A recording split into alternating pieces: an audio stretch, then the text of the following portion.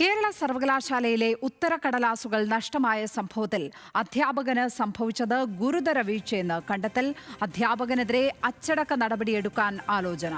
പേപ്പറുകൾ നഷ്ടമായ വിവരം അധ്യാപകൻ സർവകലാശാലയെ അറിയിച്ചത് ഏറെ വൈകിയാണ്. അതേസമയം വീണ്ടും പരീക്ഷ നടത്തുമെന്ന നിലപാടിലാണ് കേരള സർവകലാശാല ഉള്ളത്.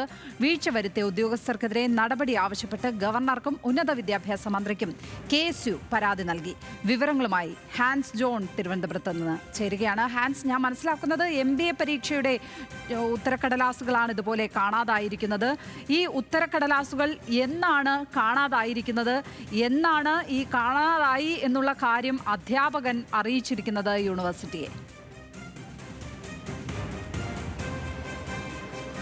ലക്ഷ്മി, ഈ കഴിഞ്ഞ വർഷം മെയ് 31 കൂടിയാണ് ഈ പരീക്ഷ MBA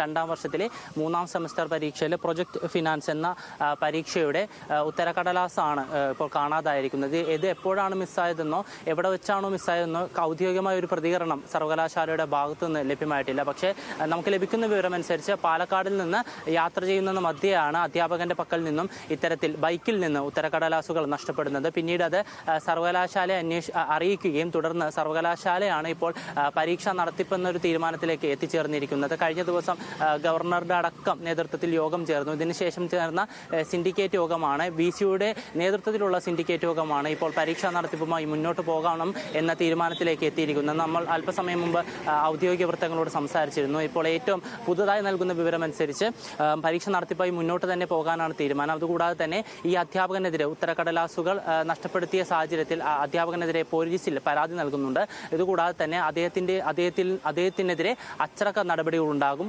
കൂടാതെ ഈ പരീക്ഷ നടത്തിപ്പുമായി ബന്ധപ്പെട്ടുള്ള ചിലവടക്കം അധ്യാപകന്റെ കയ്യിൽ നിന്ന് ഈടാക്കുന്നതടക്കം പരിഗണനയിലുണ്ടെന്നാണ് ഇപ്പോൾ ഔദ്യോഗിക വൃത്തങ്ങൾ പ്രതികരിക്കുന്നത്. എന്തായാലും അല്പസമയത്തിനുള്ളിൽ തന്നെ ഒരു വാർത്താക്കുറിപ്പിലൂടെ കൂടുതൽ കാര്യങ്ങൾ വ്യക്തമാക്കും എന്നാണ് ഇപ്പോൾ ലഭ്യമാകുന്ന വിവരം. അതിനോടൊപ്പം തന്നെ ഇപ്പോൾ KSU പ്രവർത്തകരും ഇപ്പോൾ ഈ വിഷയവുമായി ബന്ധപ്പെട്ട് ഗവർണർക്കും ഉന്നത വിദ്യാഭ്യാസ മന്ത്രിക്കും പരാതി നൽകിയിട്ടുണ്ട്.